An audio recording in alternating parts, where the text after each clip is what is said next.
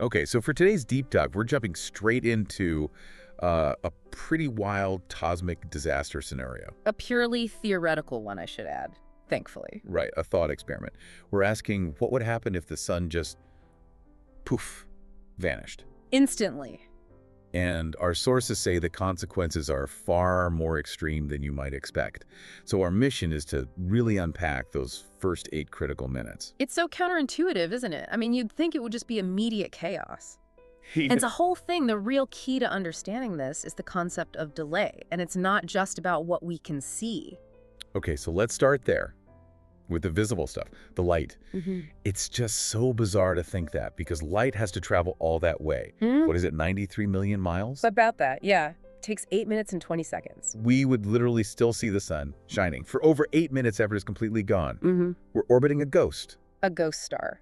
And what's really fascinating here is that the physics demands a perfect parallel. It's not just the light that's delayed. You mean gravity? I mean gravity, the invisible force that's holding us in this perfect orbit, that also has to travel. Wait, so if we're still seeing the light for those 8 minutes, does that mean we're still feeling the warmth too? Absolutely. The radiation, all the energy, it's all part of that same wave. There'd be no sudden temperature drop. For those first 480 seconds, from our perspective, nothing has changed. So our entire reality is just lagging.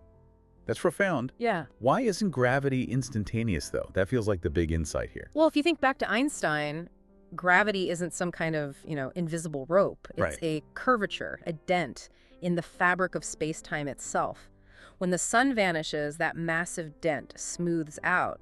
But that smoothing action, that ripple, it propagates outwards At the speed of light. at the speed of light. It can't go any faster. That's why general relativity is so central to this whole idea. So here's where it all comes to a head, the 8-minute mark.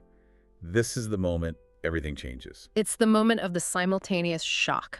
It is instantaneous chaos. Okay, so paint the picture.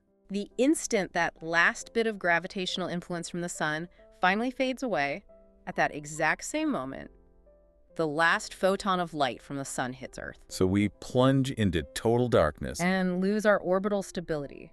At the exact same time, think of it like swinging a ball on a string and the string suddenly snaps. If it just dropped, it flies off. It flies off tangentially.